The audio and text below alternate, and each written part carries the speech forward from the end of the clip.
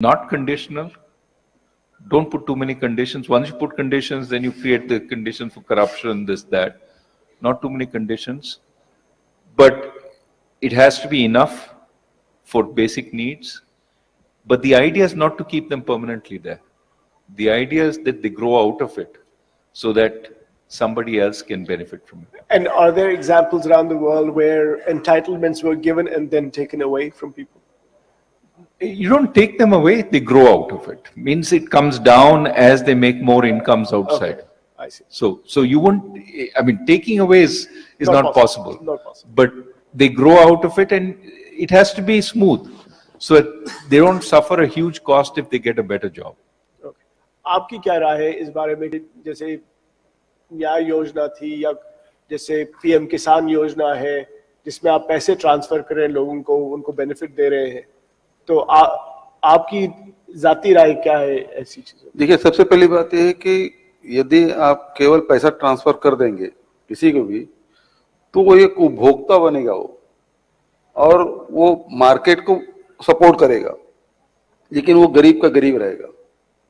लेकिन यदि आप उसे उत्पादक भी बनाएंगे, उत्पादक बनाने के लिए आप सपोर्ट करते हैं, जैसे हम पीएम जो किसान सम्मान निधि है और हमारे में अंतर क्या है? हाँ, ये बताइए। अंतर ये वो कोई किसानी करे या ना करे उसको पैसा मिलेगा पीएम सम्मान निधि में।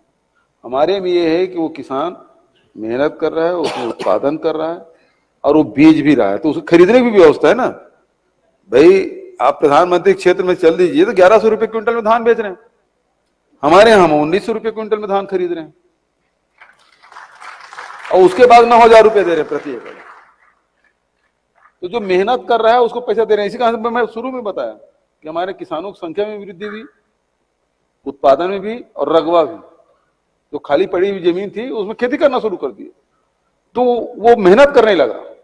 जब हर इंसान यदि मेहनत करने लगेगा तो निश्चित रूप से राष्ट्रीय उत्पादन भी बढ़ेगा, राष्ट्रीय संपत्ति भी बढ़ेगी। उससे आप खाली बैठे बैठे दे देंगे तो वो उपभोक्ता बन सकता है, वो राष्ट्र के विकास में सहयोग नहीं कर सकता। यदि वो उत्पादन कर रहा है उसको सपोर्ट आप करोगे, जो मेहनत करने वाले उसको थोड़ा सा अपलिफ्ट कराएंगे, उसको थोड़ा सपोर्ट करेंगे, तो निश्चित रूप से उसका उपभोक्ता भी बनेगा, उत्पादक भी बनेगा।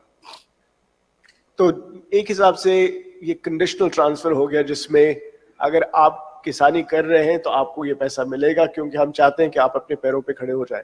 लेकिन डॉक्टर राजन जैसे एक्सपर्ट आपको कहेंगे कि इसमें करप्शन का खतरा होता है। नहीं, हम तो डायरेक्ट पैसे दे रहे हैं। आप डायरेक्ट पैसा दे रहे हैं, इसमें कम चांस है। जमीन के अगेंस्ट जमीन वो तो रिकॉर्डेड है, जमीन है। अच्छा, और जैसे हम माइनर फॉरेस्ट प्रोड्यूस समर्थन मूल्य में खरीद रहे हैं, उसका वैल्यू एडिशन कर रहे हैं, इसमें क्या करप्शन होगा? उतना सामान तो हम खरीद रहे हैं। अगर कोई वहां से कहे कि भाई हम इसमें कोई ऐसा चांस है कि कोई के हम तो किसानी कर रहे हैं लेकिन कर नहीं रहे हो, ऐसा हो सकता है? तो वो तो धान बेचने आएगा ना। हाँ, ऐसी वो धान बेचने आ रहा है, वो तो रिकॉर्ड में है। इसलिए मैं बताया कि 2017 में 15 लाख किसान थे, आज वो किसानों की संख्या बढ़ के 23 लाख है। धान का रकबा 22 लाख था हेक्टेयर में, आज 30 लाख हेक्टेयर है। धान 70 लाख मीट्रिक टन था, आज 98 लाख मीट्रिक टन हो गया। तो उत्पादन भी बढ़ा, जमीन का रकबा भी बढ़ा, किसानों की संख्या भी बढ़ा, पैसा भी लगा।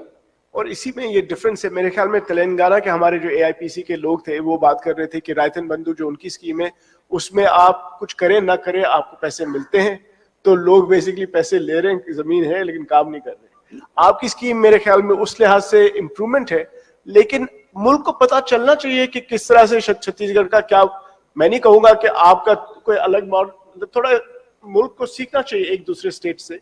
अगर आपका कोई अगर अच्छा काम हो रहा है तो हमें ज्यादा फिर उसको थोड़ा, मैं नहीं कहूंगा कि हमें प्रोपेगेंडा करना चाहिए, लेकिन थोड़ा मार्केट करना चाहिए ताकि बाकी स्टेट्स को फायदा आ सके, कि नहीं?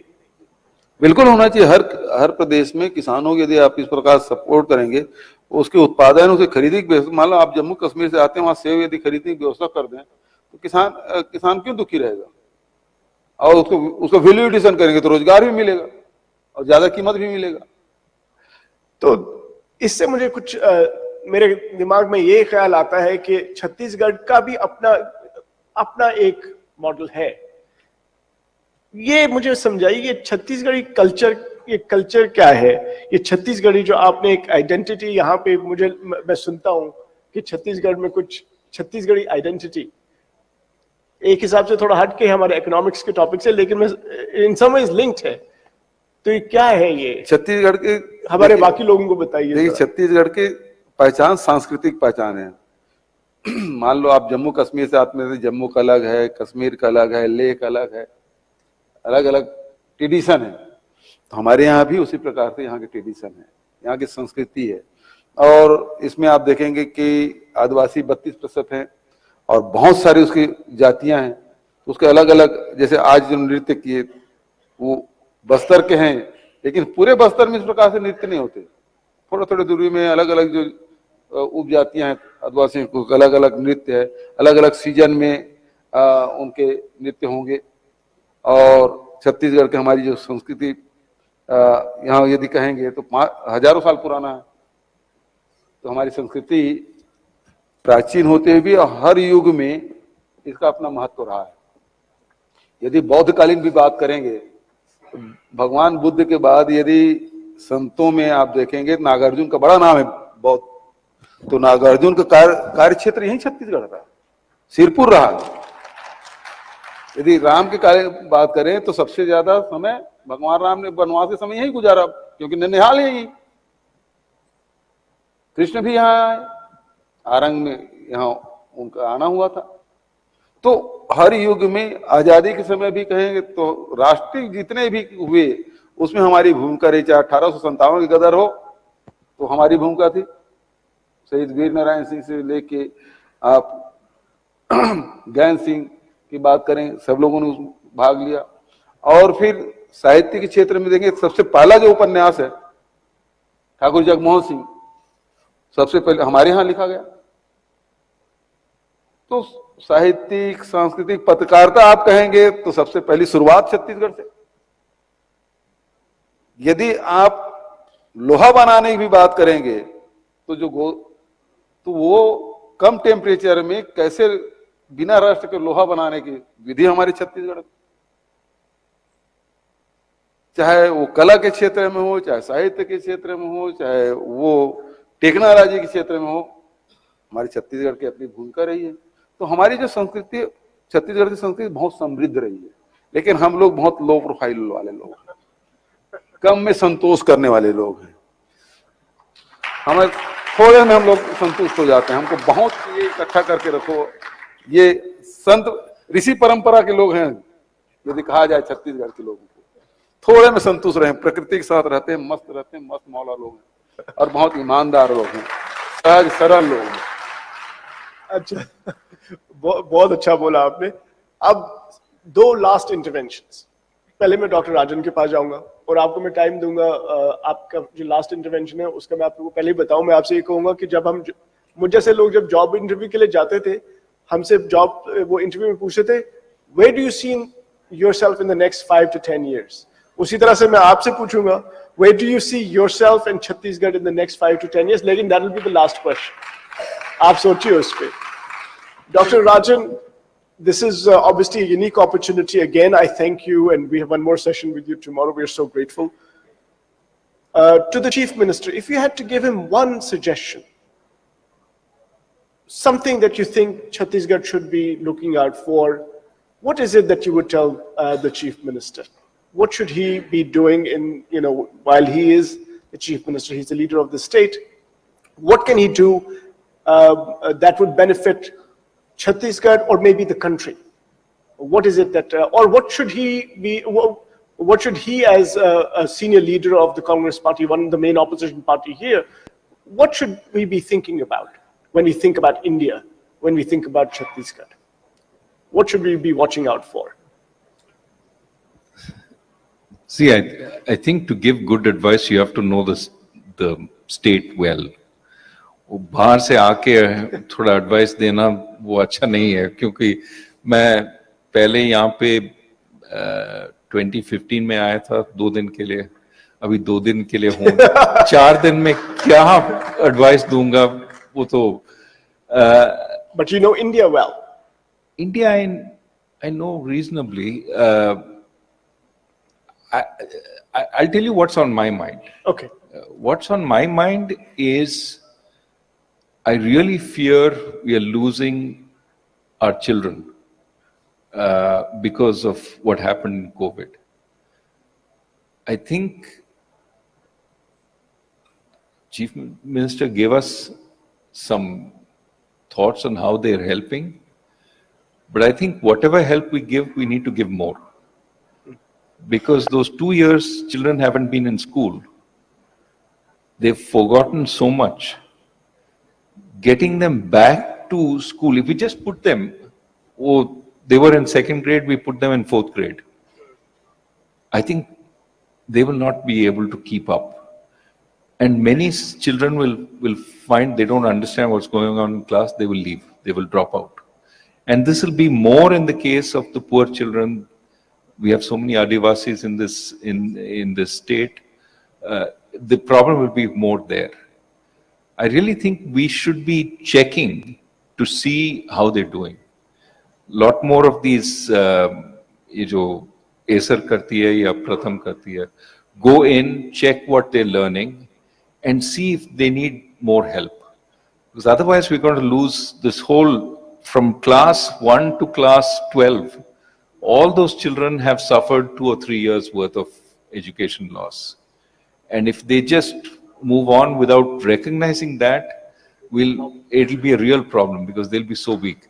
I think there's a good chance of helping them by putting more resources to work. And that'll create some jobs for some time, but I think it's the most important investment we can make across the country. I know Tamil Nadu is trying to do it, but even Tamil Nadu is having, it's not that easy.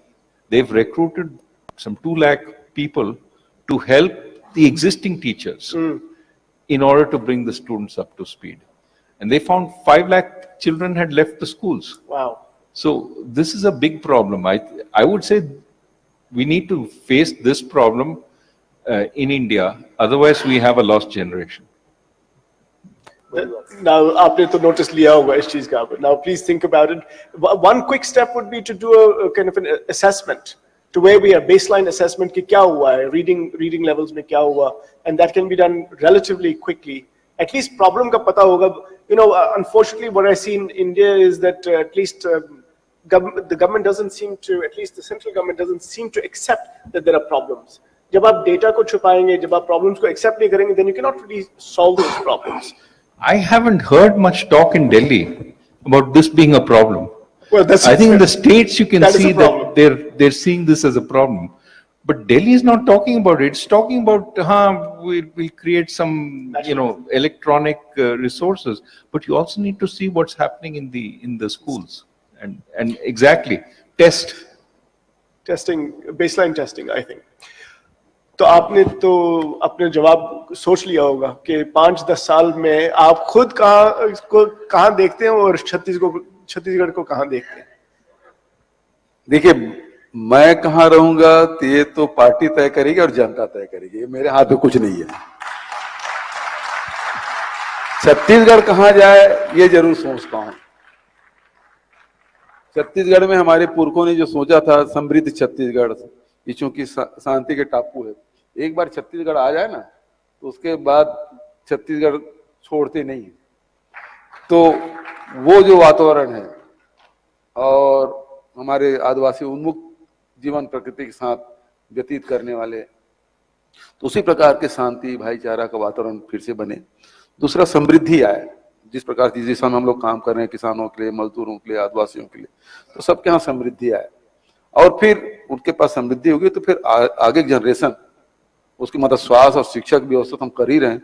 आगे वो क्या करना चाहते हैं वो उन पे छोड़ना चाहिए. लेकिन वो सपना तो देख सकें. उसके घर में इतनी संपत्ति तो रहे कि वो बच्चे आगे जाना है, उसका आधार तो हम खड़ा कर दें, तो फिर आगे खुद बढ़ जाएंगे. चलिए, this is a good note to end on. That unfortunately we don't have time for questions, I'm told, right? So and the Chief Minister has to leave. Thank you very much. बहुत बहुत शुक्रिया आपका. जी, धन्यवाद. Dr. Rajan, thank you so much. This was an illuminating discussion. Before, A round of applause. Thank you. Before we conclude, I'd like to request Honorable Chairman Dr. Shashi Tharoor to please come on stage.